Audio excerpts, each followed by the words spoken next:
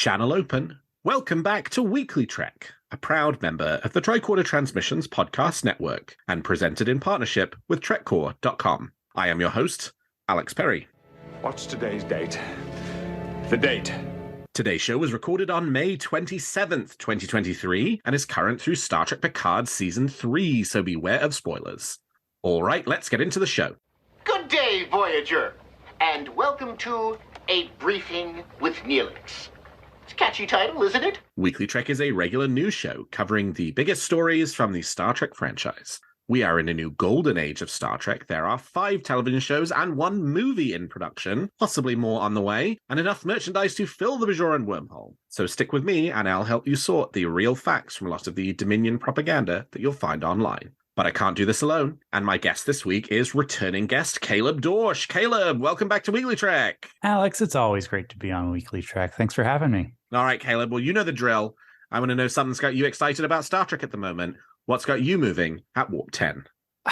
Man, it's got to be Strange New Worlds. It just has to be. I mean, it's actually, no, we're going to talk about that enough. What I should really say is we were talking off camera before about this. I have recently come into possession of some really cool Starfleet merchandise. That's what I'm really excited about. I should talk about that for a minute. I have a family friend who we are now in charge of trying to liquidate their Star Trek collection, which is really, really cool. They have a lot of things, way too many things for me to take on, but some of the cooler things that have popped up from that collection that I am now a proud owner of are some Star Trek soundtracks on vinyl, some of the abridged audiobooks from the 80s, which is really cool. And then those must be on like cassette, right? They are on cassette, which is crazy. So I've had to try to digitize them with my new record player that also has a cassette function. And then last but not least, a couple of shooting script copies for several of the movies, which I am super, super excited about. And I will kind of talk about my plan for those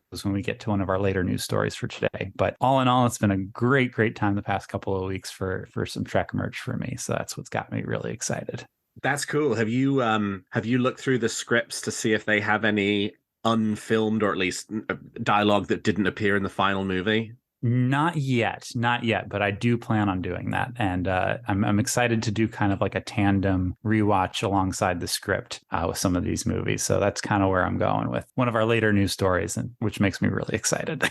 Yeah, because I picked up, funnily enough, also at an estate sale of a Star Trek fan who had sadly passed away, R.I.P. Terry Martini, a hardbound copy of the Star Trek Generation script that had been signed by Patrick Stewart and William Shatner. Somehow I managed to grab it on eBay for $50, so I felt pretty good about that. And I was flicking through the script, and there are like scenes or parts of scenes that don't appear in the final movie, and also I think aren't part of the deleted scenes that were on the DVD. So that was fun to kind of look through and like read some of the extra dialogue that never made it into the movie itself. Interesting. I wonder if they're part of the novelizations at all. Yeah, they might be. Are still, that's something that would also be cool to cross-check as to whether or not, if it didn't make it on screen, did it at least make it in somewhere, right? Yeah. That's awesome. And Generations is your favorite, right? So that's sure is, yes.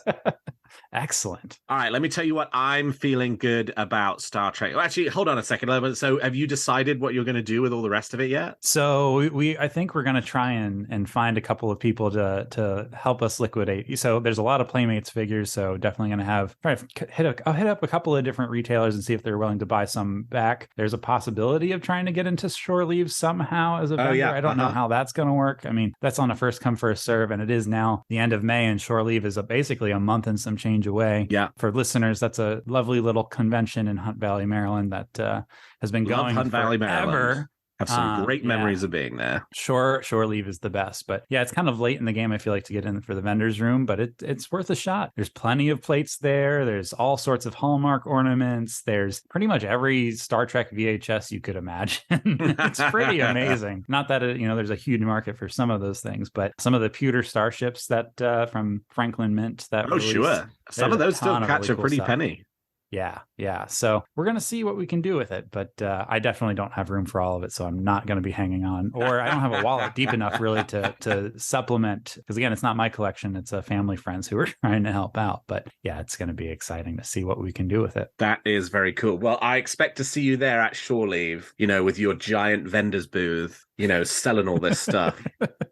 That'll be a fun time being on the other side of the table if I can make it work. Right, exactly. All right, let me tell you what I'm feeling good about Star Trek this week, and I am sticking in the merchandise realm as well, going from old merchandise, Playmates, action figures, Franklin Mint plates, to Eagle Moss starships. And I have, funnily enough, just been sort of enjoying the sales that Master Replicas have been doing of old Eagle Moss stuff, and particularly picking up some of the few ships that hadn't been released to add them to my collection, because I'm a bit of a nutty completist about these kinds of things. And it's been fun. It's, so every 2 weeks they drop a new collection of old Eagle Moss products, not just Star Trek, sort of across all of their licenses. So I've gotten a little bit of Doctor Who stuff. I've got a little bit of the Expanse stuff, in addition to the Star Trek stuff. It'll be a selection of things they did, right? So like a few of the XLs and a few of the,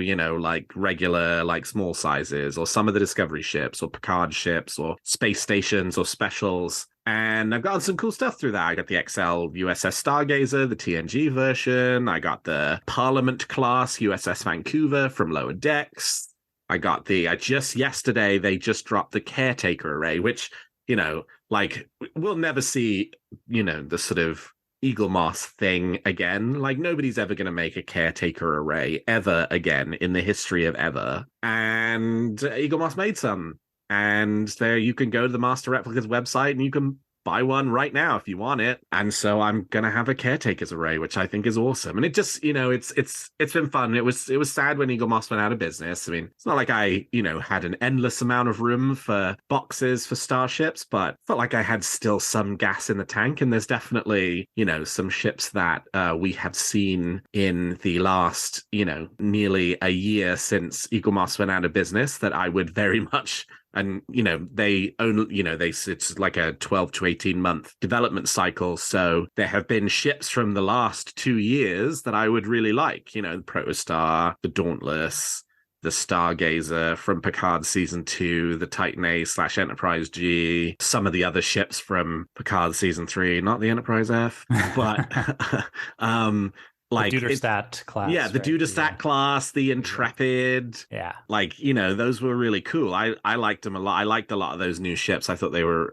really wonderful. And so it's just like it's been fun to kind of, after a year apart basically from doing that, kind of dip back into it again and pick up some of these ship models. And I'm excited to see what else, was made but never even solicited, because it does seem like there were a few things. So it's been exciting until somebody picks up a license to make these things again, which I'm sure someone will pick up a license and I'm sure they will make the popular ships. This is the best place to get new starships, and so I've been having a lot of fun with it. Yeah, I've had dabbled a couple times myself as well. I know USS I've got a couple of boxes down in my dining room. A couple of boxes waiting for me as well. Yep, I was able to get a Voyager XL, which is one of the last hero ships that had escaped my collection for a bit, and I'm excited for it too. I didn't jump this go around. I saw the price on the 1701E Gold edition and cried. Yeah, and that was hefty. Then closed my computer and wisely made a good decision there. But the Caretakers array was beautiful. I can't believe they made that model. That's awesome that they actually had enough to sell off even in a limited run. I'm still waiting, on the Voyager J and some other of the I'm waiting for that Discovery. One too. I think the Joubert class is coming next. Which had not been, I think that was another one that had it had not been solicited prior to Eagle Moss going out of business. So that one's a surprise. Right. Now I'm just waiting for my 32nd Century Constitution class. That one I hope is secretly out there somewhere. That one was beautiful. And I know, Ben Robinson teased a couple times that he had some prototype models of it, but you never really know, what's going on with that and what actually went to production. It's interesting. I've definitely noticed that some of the prices seem comparable to what Eagle Moss had. Some seem a little bit higher than what Eagle Moss had. And of course, Master Replicas has to then turn a little bit of a profit on, what they plunged their hands into to kind of liquidate that stock. But I'm wondering if it is incredibly profitable for them, if they're going to then pivot and take that money and dive into the model making side of things and produce new things. But I don't know if that's really their cup of tea. I saw there was another licensee recently that picked up some ship model making license of some sort. Can't remember which one that was, but I saw that. Yeah, that's right. That's right. So I don't know, but I hope to get some more of those as well, because I would love some of the newer ships, especially from the most recent couple of seasons. So that's awesome. Yeah, Master Replicas have hinted and implied that they are looking at doing new production for some of the licenses. They haven't named any of the licenses specifically, but obviously Eaglemoss had, Star Trek, Doctor Who, Battlestar Galactica, Stargate, The Expanse, Alien, Tron, yeah. There were a few others like Space 1999 they did a couple of bits and pieces for. So I think it certainly sounds from some of the tweets they've sent as though they may be in the process of picking up a license from somebody to make something, whether that's Star Trek or not, don't know. There's also the company that took over D'Agostini, that took over the sort of enterprise part work. They obviously have a long sort of pedigree of doing, models and things like that. They did a big line of Star Wars ship models. They could pick it up. I mean, I'm sure somebody will eventually. It's just a case of waiting for the I's to be dotted and the T's to be crossed. And honestly, I think the Master Replicas sales, they seem to have been quite successful. I mean, particularly the new stuff, like the Stargazer XL, the Parliament class from Lower Decks, the Gold Enterprise E, now we'll see with the Caretaker Array, the Nog when it came up, they've sold them out, right? They've, however many they had, they sold them within the period that they had it available. And a lot of the other ships, too, have been selling out really quickly as well. So, there clearly is demand there, and clearly quite a lot of demand. At one point, they said that, I don't know if it was this Friday's drop or last Friday's drop, but 8,000 people were logged onto the website simultaneously at 4 p.m. Eastern time on the Friday, which is when the new collection goes live. And those are just the people motivated enough to show up, in the first minute to grab the stuff that's really limited. I mean, that's not a bad market size, right? There is the demand. So I think we will eventually see people make this stuff. It's just a question of how and when. Yeah. And it certainly has created a lot of hype too. And I think the thing that's really telling about it is they've actually gone the extra mile to make sure that people are getting what they want. This past couple of drops, they've put in item limits just to make sure, that there's enough for everybody, because they are listening to the fan response and making sure that is fair. I mean, with the 1701E in gold, that was a hotly demanded item, and they instituted a 1 item limit, and they canceled any order that didn't go within those boundaries. And so they said, sorry, we are sticking to this. We are going to make sure that everyone has a fair shot at them. So I think that's, for a drop, it's not a shop, it's a drop. That's something I think that we have to stress for people that might be interested in jumping on board. You got to be there right at 4 p.m. and you got to know what you want. And you honestly should have your card information probably saved in an account ahead of time. And because it goes fast. I mean, when I said I got the XL Voyager, I was on exactly at 4, and I put my card information in at 4:01, and at 4:02 they were sold out. It was fast. Yeah. So if there's something you really want and you're interested, definitely pay attention and get on there, because it is hot. All right. Well, with that, let's turn to the week's top stories. There's a war going on, and I'm a reporter. Well, we are in full-on countdown mode for the Season 2 premiere of Star Trek Strange New Worlds, coming up on June 15th worldwide, and Paramount's marketing campaign for the new season is starting to go to warp speed. First up this week, we got finally a full trailer for Strange New Worlds' second season.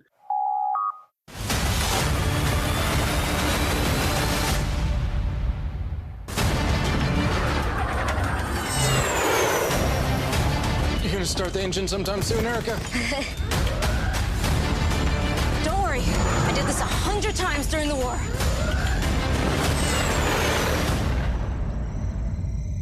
Woo-hoo! It's like riding a bike. I sense a tension, the feeling that something's in the air. Oh my God.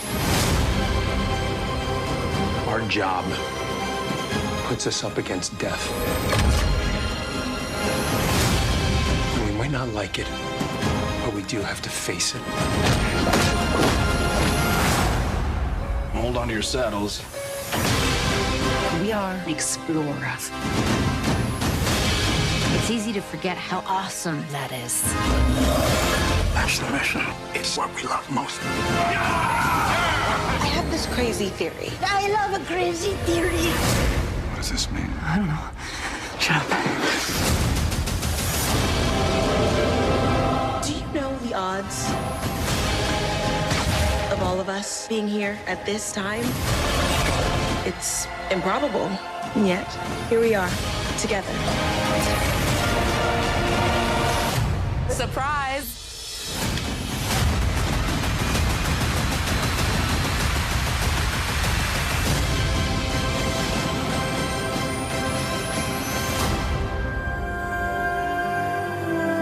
Live long and prosper, Mr. Boimler. You also live and... The trailer, which gives us a glimpse of lots of cool stuff this season, most excitingly gives us our first look at Tawny Newsome and Jack Quaid's characters Beckett Mariner and Brad Boimler in the upcoming crossover episode with Lower Decks, and I could not be more excited about this. And in addition to the trailer, Paramount also released a clip from the season's second episode, which looks like it's going to give us a full-on Star Trek trial episode. Let's take a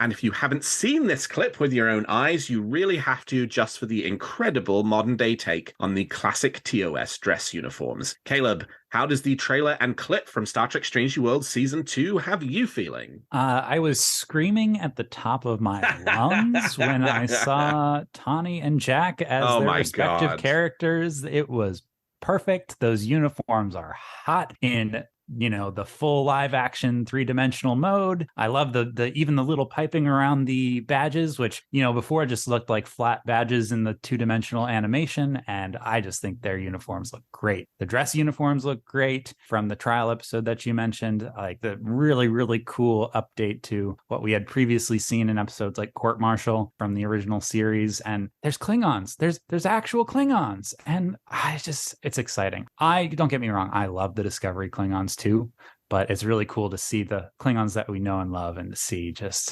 we have a full platter ahead that are it's a buffet to eat off of, and I'm very excited. Man, I talked about this when the teaser trailer came out, and we didn't get any new footage of the Klingons in the main trailer, but it's just like every time I see the sort of updated Klingon makeup, I'm just like, yes, this is going to be great. I'm really looking forward to this. And I loved the Boimler Mariner first look, just like you. I loved everything about it. I loved the purple hair. I loved the wig that Tawny's wearing that looks like Mariner's, sort of big poofy hair. I love the uniforms. I love the way the Lower Decks uniforms look in live action. I love that little exchange at the end. Obviously, they've told us that Spock and Boimler have a bit of a, what is someone called it, Spoimler thing going on. And, I just love that little moment, right? That was that was both a very Strange New Worlds moment, and it was a very Lower Decks moment at the same time. And I love that together, right? I love that for us. I really like the fact that the trailer looks at lots of different strange new worlds, right? Really seems like we're going a few places this season, which is wonderful. And sort of continuing to get that, this episode is the courtroom episode, and this episode is the Klingon episode, and this episode is the Lower Decks crossover episode, right? I like that. That's going to be fun, right? Going from week to week to week and having a completely different experience and a completely different story that we're being presented and told about, just like we got in season 1.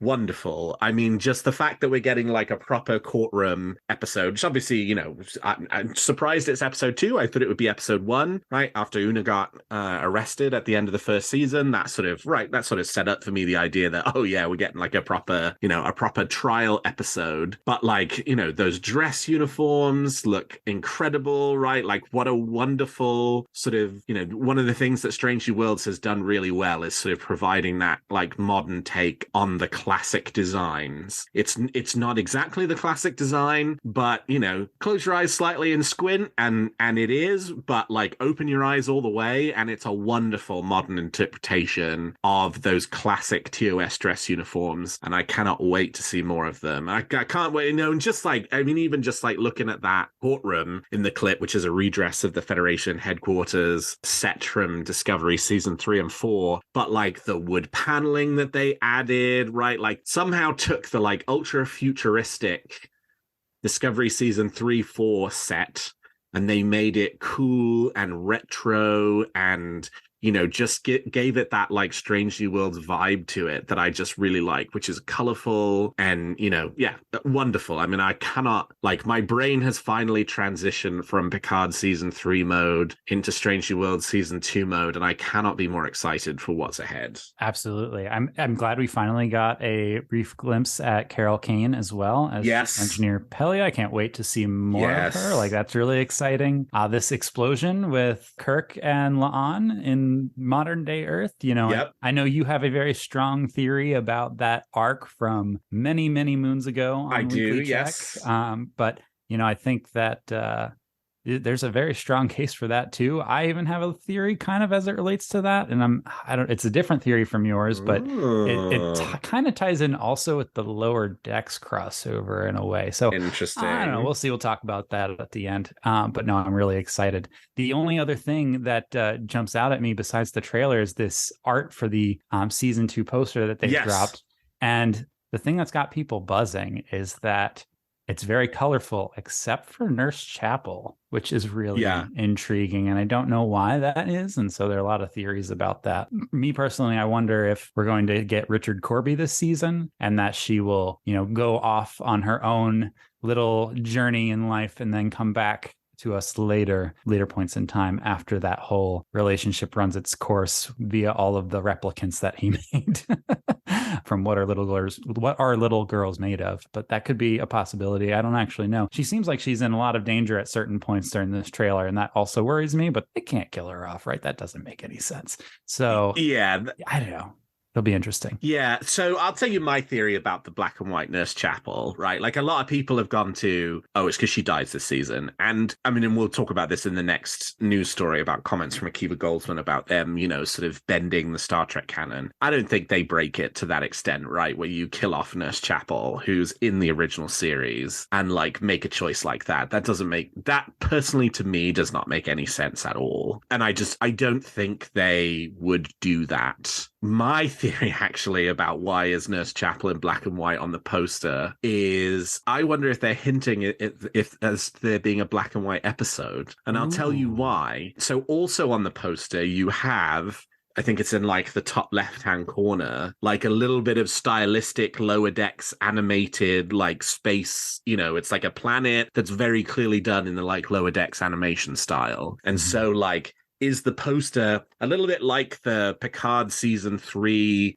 sort of credit sequence had little clues for each of the episodes in it. Does the Strange New Worlds season 2 poster have clues for the episodes, right? We've got our Lower Decks animation in the top corner. Do we also have, by virtue of the black and white character, them playing with a little bit of black and white this season, right? Where maybe we have an episode that's like a noir episode that is black and white, maybe. I don't know, right? Like that is a total... I love that theory. Off the world theory, but it's like I don't think they're going to kill her. It doesn't feel like they're trying to tell us something about the character by doing that, but maybe they are trying to tell us about something to expect from an upcoming episode. And hey, Occam's razor, right? Black and white on the poster. Maybe there's a black and white episode coming. I love that theory. I think that's probably more on the money than a Corby appearance or her being written off the show or anything like that. Certainly. Yeah. But it makes me want to dive into this poster a bit more when I have some time and see what are some of these other little teasers happening. I see, some mushroom caps and some other things. And it's tough. It's going to be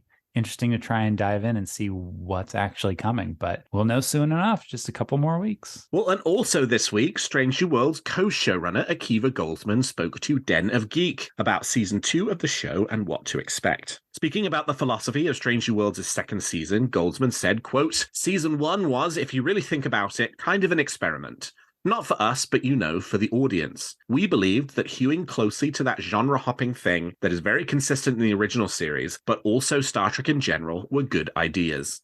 But there was some pushback when we were developing it. What, they're suddenly in a children's story? Things like that. This type of TV isn't exactly what people are doing today. So because we got such a great response from people out there in the world, our brief for season 2 became, let's do season 1, but bigger and better." Goldsman also talked in the interview about how the show looks to reach ambitiously into the Star Trek canon for new story ideas. "At the beginning of each season, we blue sky the hell out of it," Goldsman said, "and we always leave so many episodes on the table, and many of them are crossovers. I mean, there are different ways, depending on the species of technology, that folks from Enterprise could still be around. Obviously, we could time travel into the future. What if we brought back John Delancey as Q or as Trelane? We think about those crossovers all the time. And as you know, this season, one of those episodes is coming," he said, referring to the Lower Decks crossover. And when it comes to the eventual arrival of the original series in the Star Trek timeline, and how Strange New Worlds may or may not be playing with the franchise canon, Goldsman says they're very aware of it.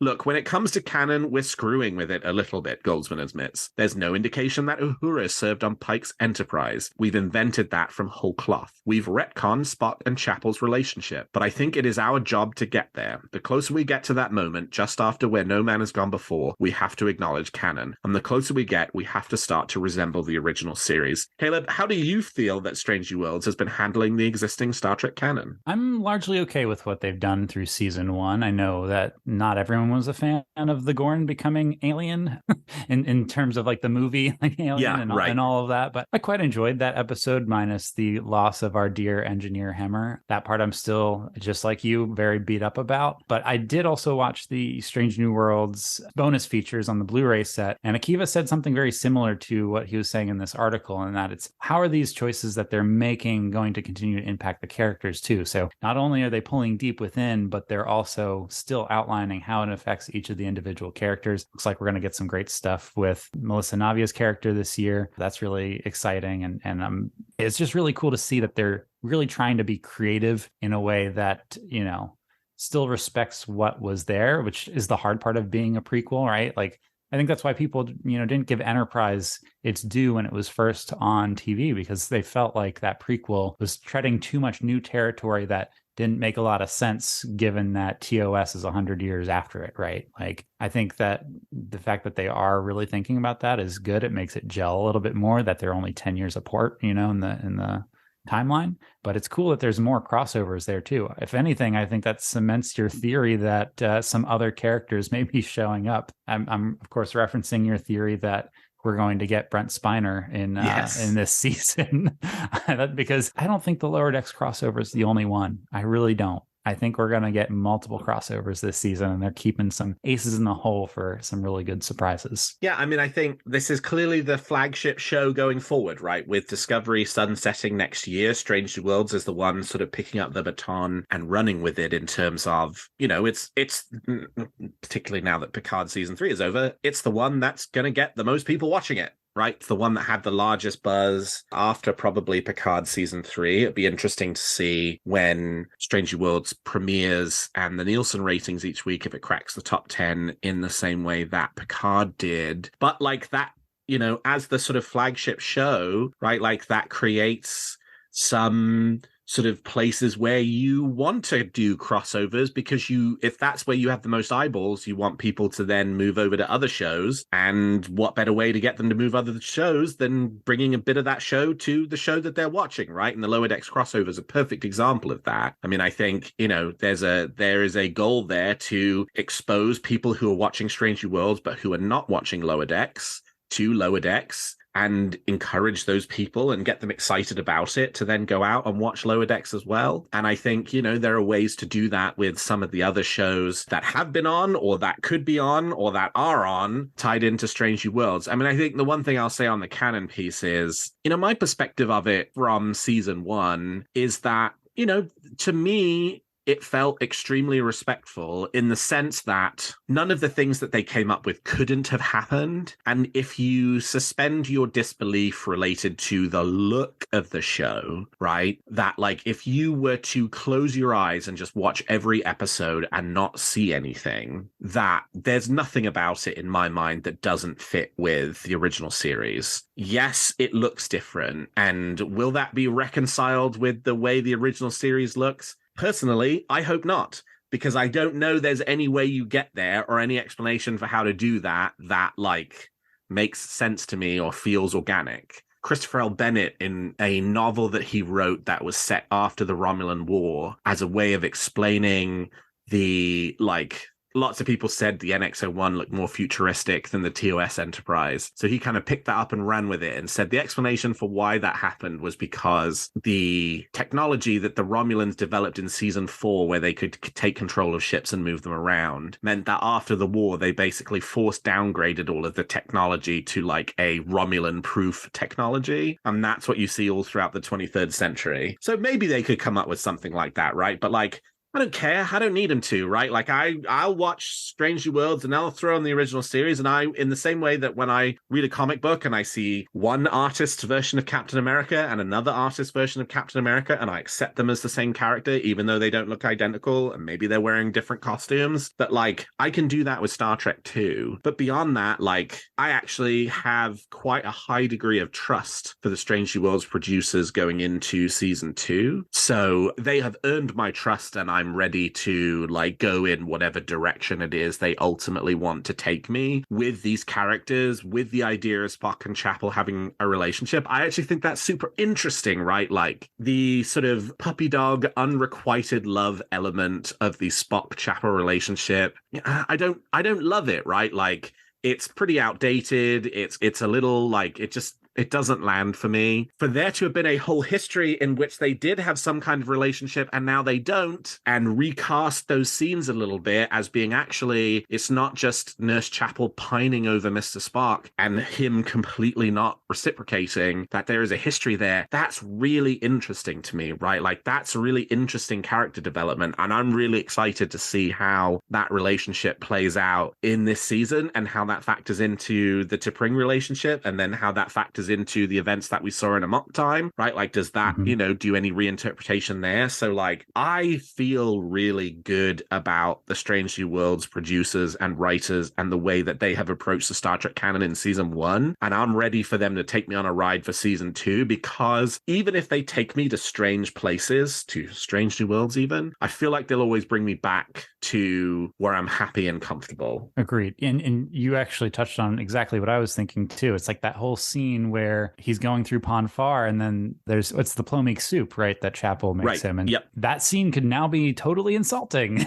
Like, in a totally different way. It's like, I'm trying to be a friend here because we've always been friends. Like there's a history here, and now it's just completely changed the context of that scene forever. Like that's really interesting, is how does it now affect things that we've come to know for 60 years now almost, right? I think that's really interesting. Even taking the little bits that Goldsman's talking about in the cage where, Spock is smiling, right? Like that's not something that I think was ever intended for the character, but now there's a through line like, hey, as he was coming to terms with his human side and his Vulcan side, which he was clearly battling in Spock Amok. Like that's a very interesting through line that gives Spock a little bit more depth. And, some criticize this first season for being a little too Spock heavy, but this goes back to your larger theory that Star Trek as an entire franchise has always been the story of Spock. So always has been, always will be. Right. So, there's plenty of places to grow with these other characters. And, I don't always want it to serve Spock's arc, but I think if there are interesting things they can do to add some new flavors to Spock, I think that's great. Even some of these comments here, it makes it seem like Akiva really believes that this show could go on well over 5 seasons. It seems like a lot of people are upset that Discovery's going after 5 seasons. seasons, and 5 seasons was respectable for a streamer, you know, especially with the cost cutting that's happening over with Paramount. But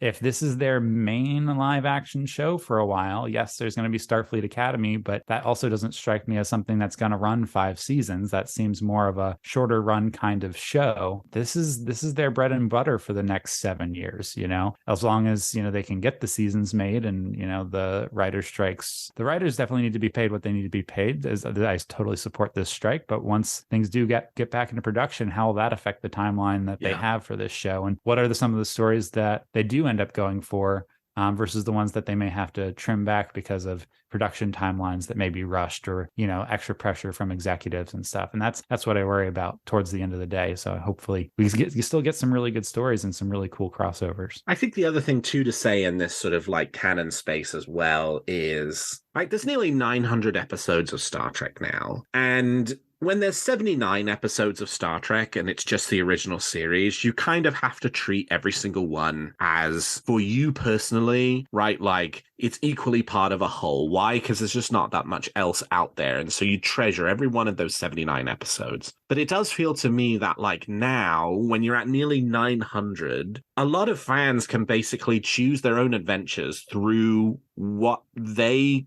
sort of considered to be part of their personal Star Trek canon and what they consider to be not part of their personal Star Trek canon, right? Like, if you are a diehard original series fan, you watched it in the 1960s, and your interpretation of the Spock and Chapel relationship is the way that it has been interpreted for almost 60 years, wonderful, right? Like, I'm thrilled for you. That's your Star Trek. That's your kind of, you know, interpretation on that. That's the decision that you've made about how you want to experience that relationship. But now Strange New Worlds is saying, actually, there's potential to like enjoy living this relationship and interpreting this relationship in a different way. And you might say, hey, after almost 60 years of seeing it this way, I'm ready to maybe have Strange New Worlds, you know, sort of present it to me slightly differently. Or you can just say, I'm comfortable with it the way it is, and that's how I'm going to move forward, right? Like, there is this real sense related to the Star Trek franchise all the time, which just really gets on my nerves, which is like, either you accept all 900 episodes as gospel, or you accept 0 episodes as gospel. And like, I don't know, like, that makes more sense to me when it's 79. When it is 900, when we're about to pass the 900 threshold and be on our way to 1,000 episodes of Star Trek, just let that like sink in for a second, right? Like, it's realistic to assume that at some point within the next 5, 6, 7 years, we're going to be at 1,000 episodes of Star Trek. It's perfectly okay to set aside 50, 60, 70, 100, 200, 300 of those episodes and say, those weren't for me and are not part of the way that I appreciate and experience Star Trek. But hey, guess what? There's still 700 left that, you know, I care about and I'm interested in. It's just like, I think their Strange New Worlds is helping to show us that there are different ways into the material. And it's like Shakespeare, right? There are new interpretations on Shakespeare, and there are new ways to look at those plays all of the time. And like, Strange New Worlds is bringing you a new interpretation of the original series. And if you don't like that, fine, go watch, you know, go back to the original series and enjoy that original interpretation the way you want to. One version of Hamlet is just as valid as another version of Hamlet, is just as valid as another version of Hamlet. And the same is true for Spock and Chapel and Kirk and all of these other timeless characters that there are going to continue to be multiple interpretations on all the way down the line. You know, and people do this already. Demons in Terra Prime is a great series finale of Star Trek Enterprise, and nothing else happens after that, right? Like, come on. Exactly. Hear, hear. All right, well, shifting gears to Star Trek Picard, we now have an indication about the popularity of the show's final episodes, thanks to Nielsen's new streaming ratings. In the end, episodes 4, 9, and 10 of Star Trek Picard Season 3 cracked the Nielsen Top 10 streaming ratings for that week, with the series finale, The Last Generation, moving up to 9th place on the list of top 10 popular shows for the week that it premiered. The season finale had a 39% ratings increase over Vox, with its streaming total jumping to to 400 million minutes from 276 million the week before. It will be interesting to see, since Picard was one of the first Star Trek shows to premiere since Nielsen debuted its streaming ratings, whether Strange New Worlds features on the list at all when it debuts in a few weeks. The ratings popularity of Star Trek Picard's third season adds potential fuel to the fire behind hopes and dreams for Star Trek Legacy. As we reported a few weeks ago, Alex Kurtzman has said that the studio hears fans, quote, loud and clear, and the petition for a Star Trek Legacy show has now topped 50,000 signatures, well above where the Strange New Worlds petition topped out before that show was announced. But even though Picard was an unquestionable ratings hit for the Star Trek franchise, and fan demand is very high for Star Trek Legacy, important to caveat at this point, the economics of the current era of streaming still make it a very uphill battle to get Star Trek Legacy on the air. Caleb, had a little bit of time now to reflect on Star Trek Picard Season 3. How are you feeling about that sort of body of work as a whole, its popularity, and the possibility of a Star Trek Legacy? Generally, I really enjoyed Picard Season 3. Episode 4, No Win Scenario, I think is the best episode of the entire Picard series. It is one of my favorites. It plays like a movie. All the performances are top notch. And, it was a really good finale. I liked The Last Generation a lot. Had some issues with Fox, but it settled in a little bit. And in the grand scheme of things, thematically, it makes a lot of sense, the route they chose to take. And, my only digressions, I guess, are the fact that, we lost a couple of really good characters from seasons 1 and 2 that we didn't get to see a whole lot of. And so I would love Legacy to be greenlit so we could get some more of their stories. Elnor was not on the Excelsior, according to Terry Metalis, so he definitely is alive. And I would like to get more of Elnor, even some Soji. It would be great to get Soji back on the show. And then obviously Captain Seven. I think that was probably the best part for me of that season finale, is finally getting a really wonderful end to that character arc that started all the way back in Scorpion, right? Or Dark Frontier. I forget which one. It was Scorpion or Dark Frontier that we started? Scorpion. There we go. Yeah. So like we get Seven as a ex-Borg in Scorpion, at the end of Scorpion, when they finally free her from the collective, and then just to have this really long game type of arc over several years, and to have that huge payoff where she finally has earned the respect of Starfleet, and that she's finally made it to the top of the chair, and that she can handle it, and that's really exciting. And the fact that, Raffi's on the bridge, Jack Crusher, a little bit of a Nepo baby, I guess. So I'm not sure how I quite feel about him being on the bridge, but I understand why they did that. But I'm just really excited. I love the Enterprise G, even though the Titan A was great. It's cool to see that little rechristening, and I hope that they do eventually get to make the show. But you're right, it's going to be a while. People should keep asking for it and keep clamoring for it, respectably, of course. But I definitely think that it's something that could happen in the future. I just think it's going to be some time. The writer's strike's going to slow things down. How television will change as a result of their negotiations when they finally come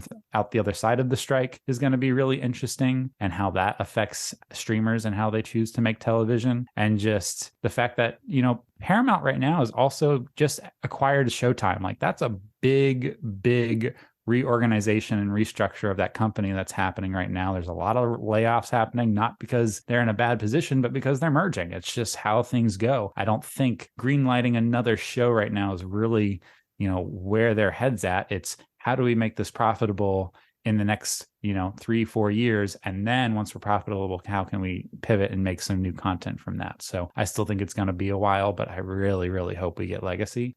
I love that time period a lot. And I think 25th century Star Trek has got a lot of opportunities to tread some really cool ground. So I'm hoping we get it. Yeah, I think the prescription for it is just keep watching season 3 of Picard, right? Like, it is obvious, certainly, from the way that streamers have been making decisions about entirely removing shows from their platform, which has been a new thing that's cropped up over the last few months, that in some ways the sort of interest and demand behind individual shows kind of does matter, in terms of they seem to have moved now into this world where it's like, if nobody's watching a show, they're not going to leave it on the streaming service, and they're certainly not going to make more of it, right? Like, so if folks, there's a lot of like, well, what can we do? And like, how can we sort of sort of participate in a process to make this happen, honestly, I think the best thing you can do is rewatch Picard season 3, and in a few months rewatch it again, and a few months after that rewatch it again, so that when they're looking at their content,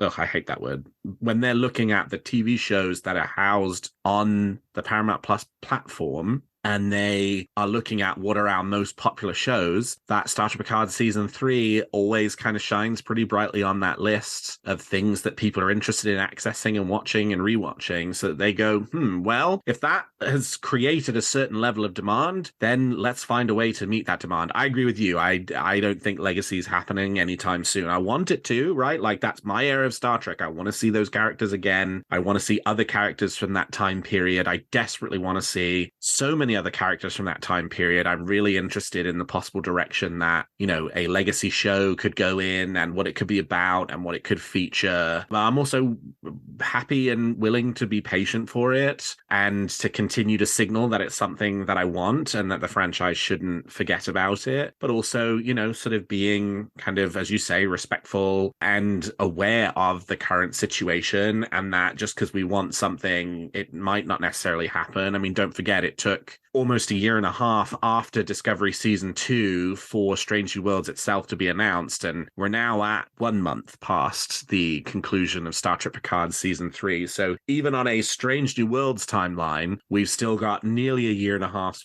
to wait before it gets announced. And, you know, that was then and this is now, and so it might be even longer than that. But that's also not to say that there's not plenty of Star Trek to enjoy if Legacy never happens, or if it takes a while, right? Because we have Star Trek Strange New Worlds Season 2 coming up in a few weeks, and I think it's going to rock the house. Yeah, and two last quick points. One that I'll point out is, yes, rewatch Season 3 of Picard, but now you also have this great season of Picard that adds new flavor to Seasons 1 and 2. If you're someone that just came on to Star Trek Picard during Season 3, go back and watch the full thing, because it is still worth it. There's a lot of good Star Trek there and a lot of good character explorations, and you get so much more out of Seven's arc that way, and so much more out of Picard's arc. The other thing I'll say is that Kurtzman has kind of been pretty clear that he's had this drawing board that stretches many, many years into the future. And, you know, Aaron Walke has mentioned that it's all connected, right? There's something going on in Prodigy that we're going to get in Season 2 that somehow will have some sort of connection back to Picard. And like, that's really interesting. And I think it's just we got to wait for all of the dominoes to fall in place before we truly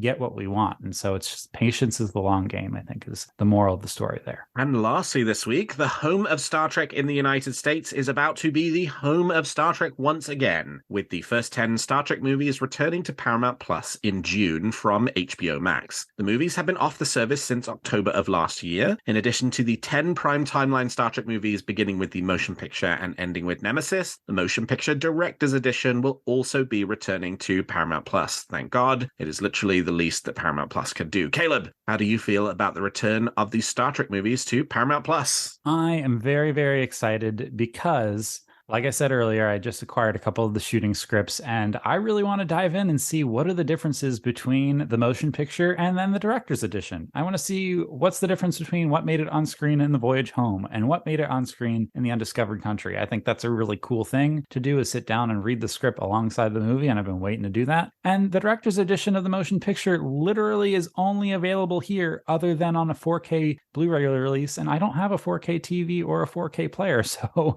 I have been sitting here waiting to rewatch the director's edition, you know, since we got to see it at Mission Chicago back in April of last year. And I'm itching for it. I'm so glad it's finally coming back. I'm hoping that I'll have the funds to upgrade my systems eventually so I can get that 4K director's edition, but they should all be on Paramount Plus, right? This is the signal to continue watching even the movies, you know? Maybe we'll finally get Star Trek 14, or I guess if Section 31, if we're counting that. I still don't know what the verdict is on that one, but it's good that we're finally getting the movies back, and I'm excited for it. Yeah, I'm really excited we're finally getting the movies back. I'm also excited. I expect that the movies that we get back will not be the movies that left in October, in the sense that the movies that left in October were the HD prints from the Blu-rays that were released in 2009, and the versions that got uploaded on HBO Max were the new 4K transfers. And I'm very much hoping that that when the movies come back in June, in just a few days, that they will be the 4K transfers. They may not be sort of streaming in 4K. The Motion Pictures Director's Edition will be, the other ones potentially not, but at the very least, that they'll be the 4K transfers which fix all the lighting and the coloring issues and the fact that all of the original series actors look like waxworks models throughout their movies rather than real human beings. The 4K transfers, in my opinion, are really well done and long overdue and restore those movies to the way that they looked in the movie theater. And I'm hoping that those are the versions of the movies that come back to Paramount Plus now that they have all been released on home media. Me too. Insurrection is one of my guilty pleasure movies, and seeing just some of the Trek core comparisons for the 2009 release versus the new one. Oh my gosh, I want to watch Insurrection so bad. I've never wanted to watch Insurrection so bad as I do now. And I really hope that that's the case. It's the updated version. All right. Well, we've talked about the facts, and now let's speculate on what's going to happen in the future of Star Trek.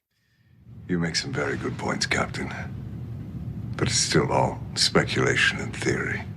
So each week, my guests and I give you a wish or theory we're nurturing about any of the shows or the future of the franchise. So Caleb, let's hear your theory or wish for this week. All right. So it's kind of wrapping a lot of different aspects of the current era of Star Trek together. Okay. And it's a theory about Strange New Worlds. Okay. And like I said, I mentioned that the crossover with Lower Decks, we know has to involve some sort of time travel. Yes, sir. And it seems like also La'an and not Captain Kirk, I guess Lieutenant Kirk at this point, are also experiencing some sort of time travel, unless they end up going like the North Star route and just get dropped on a planet that legit is a copy of Toronto in, 2260. But I really... Hodgkin's law of parallel planetary development. Yeah, right. I'm currently reading the High Country, and yeah, that was kind of where I was hinting at too. Great book, by the way. I'm still early on in those pages, but anyway, I digress. The thing that's got me really going too is also this comment from Michelle Yeoh that Section 31 will feel kind of like a Guardians of the Galaxy kind of team up. I don't know if you've seen that comment. Yeah. Guardians of the Galaxy meets Mission Impossible, I think was the way it was described. Right. And that makes me wonder, like, how much more is that going to cross over? I think you've got a lot of credence to your previous theory that Section 31 movie will also be set around this Strange New Worlds time. I think that between this time travel and between Section 31 and going all the way back to Discovery Season 3, where we get a Kelvin timeline time soldier by the name of Yor in the 2370, 2380 time period, I really think that we might be dabbling in some temporal Cold War stuff in the near future and trying to give that Enterprise arc that did not land all that well some new credence that might, remedy it a little bit. Akiva was talking about diving into canon and really trying to make some interesting stories out of that. And it's like, well, why is the temporal Cold War just limited to the 2150s? Yeah, right. Why can't it be the 2260s? Why can't it be the 2380s? And we already know it's 28th century with our future guy, and that by the 29th century and 30th century it's kind of run its course with the temporal accords. I think we might be getting some of that. I don't know. That's kind of where my theory's going. If it may not even be a theory, it might be just more of a personal wish, but I kind of hope that's where it's going, because I think there's a lot of different threads that, again, Kurtzman has this master plan that he seems to speak to at every convention or panel he's done. It seems like we might be getting some more of that. I don't know. What do you think? I think that would be very cool. And they certainly sort of laid it out on the board as a possibility, whether that's just a series of coincidences or not, or like something that they have done intentionally. Who knows? We'll look back on it and find out after it's over. But explicitly referencing the temporal wars in Discovery Season 3, and then you have all these sort of time travel branches that have been laid out, and there has been a bit of an effort to kind of explain the temporal Cold War, right? Not in any way that sort of explains it the way you really want it to be explained, from the perspective of who was future guy, what was the relevance of all of that time period in Enterprise to the sort of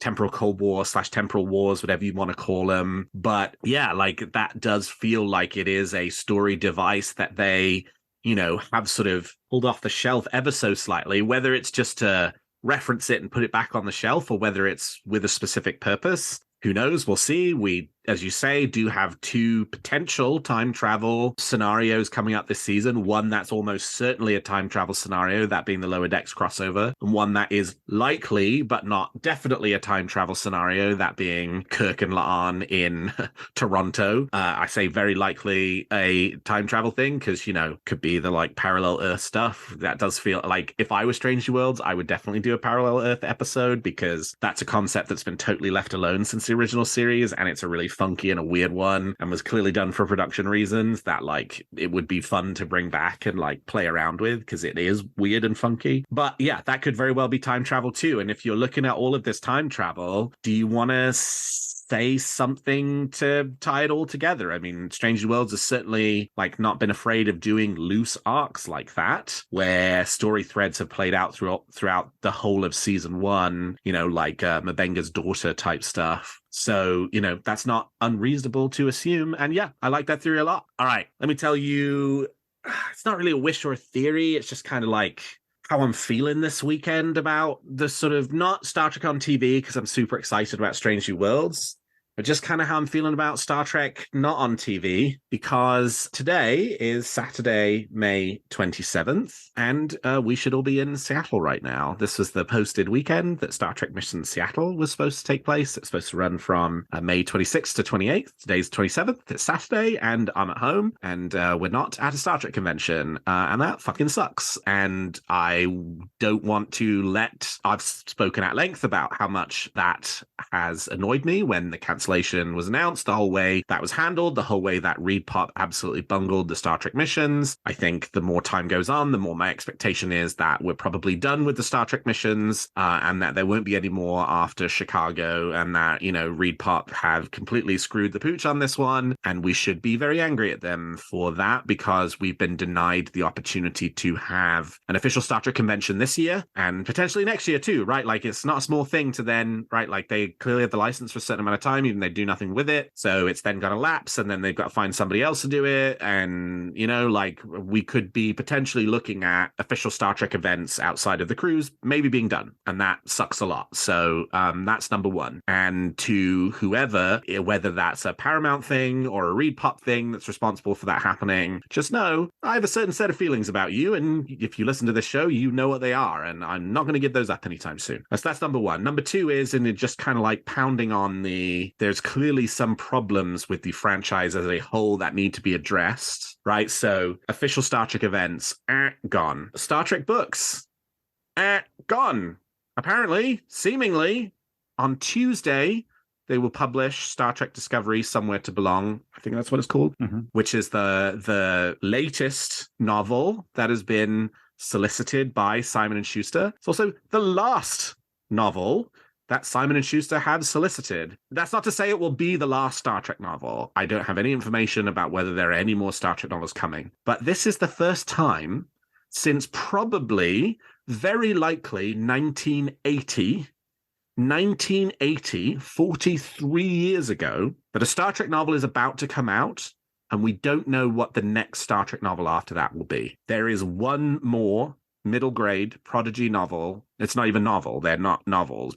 A middle grade Star Trek Prodigy book that will be released in August. And then the 3 Star Trek Prodigy books will be collected together into one box set. And there'll be a reprint of the Una McCormack Star Trek Picard novel. And that is it for the Star Trek novel schedule for 2023, 2024, 2025. Like, there's nothing coming. Typically, they put listings up about 9 to 10 months before books come out. And so we're probably 9 to 10 months away from any more Star Trek books coming. And that sucks. Even in 2017, 2018, when Simon & Schuster was in the process of renewing their license with CBS, and I don't know, there were a bunch of like logistical issues related to that, we were still getting Discovery novel, right? Like, so they stopped publishing a book every month, and it took like a year, 14 months for them to get back up and running. But during that time, we were not getting the like Deep Space Nine novels, or Voyager novels, or Next Generation novels, but we were still getting Discovery novels. There were like 2 or 3 of them. And, you know, you could kind of see, all right, well, there's another one in 3 or 4 months, and there's another one 3 or 4 months after that. Now we have nothing. There are no books connected to Star Trek Picard Season 3. Why not,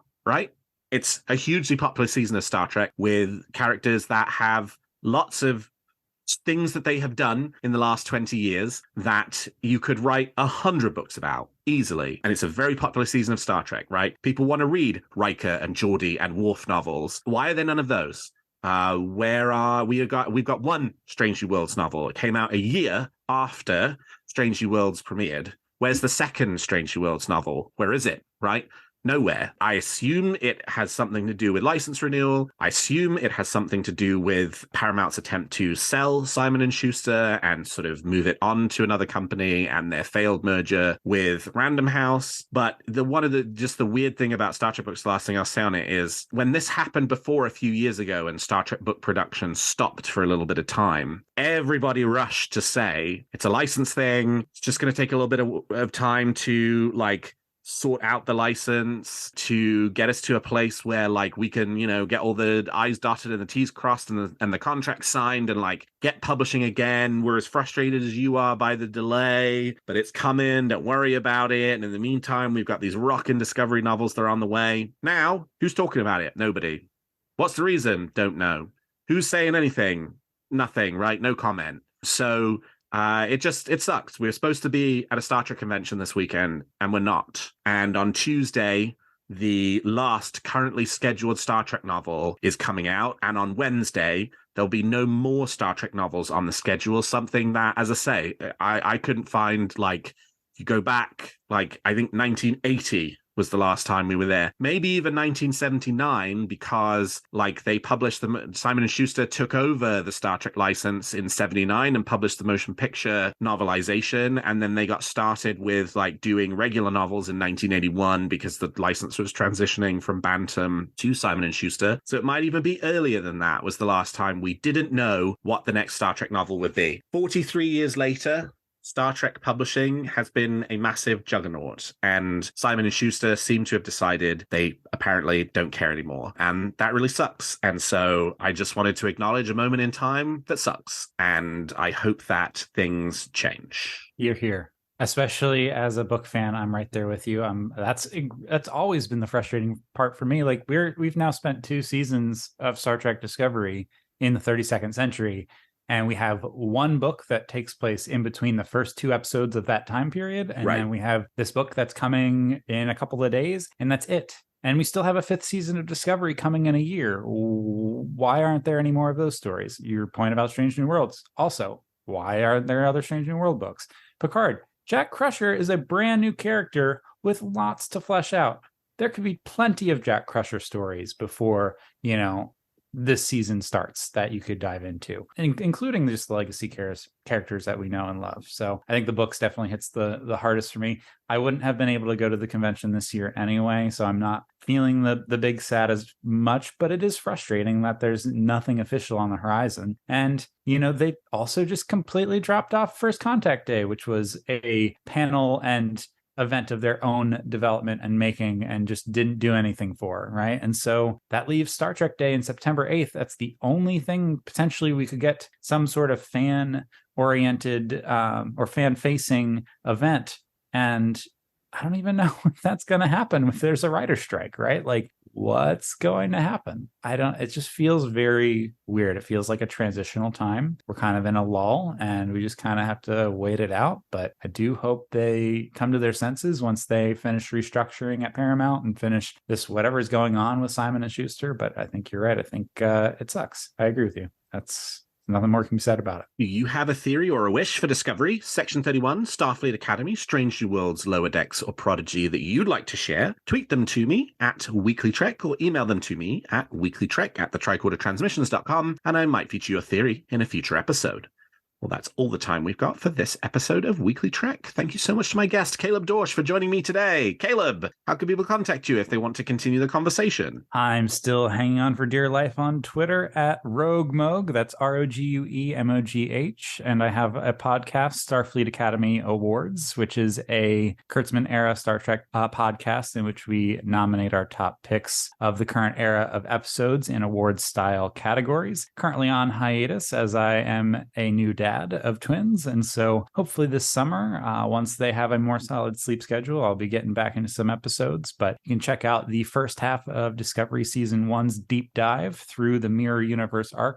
That's the next place we'll pick up with. We just got through Into the Forest I Go when I went on hiatus. So feel free to check that out as well. And you can find this show on Twitter at WeeklyTrek and me at Alexander T. Perry. And if you enjoy the show, please consider leaving us a 5-star review on your podcast player of choice. And please check out some of the other great shows on the Tricorder Transmissions. And if you like our shows, please also consider becoming a Patreon of Tricorder, which you can find at patreon.com/the Tricorder Transmissions. And lastly, if you're looking for Star Trek news on the internet, I hope you will turn to trekcore.com. Well, thank you, Caleb. Thank you to all of my listeners. And until next week, live long and prosper.